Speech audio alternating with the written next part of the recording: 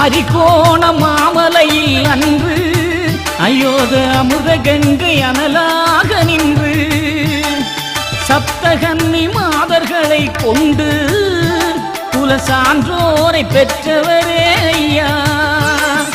உமதடியே சரணாகதி அடைந்தேன், உம் புகழை தினமும் பாடுகின்றேன்.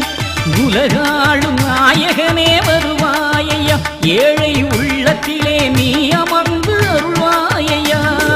பெத்தவரே என்னை பெத்தவரே பெரியவரே ஐயா, எங்கள் ஐயா சுவாமி கோப்பினிலே பதிதந்த ஐயா.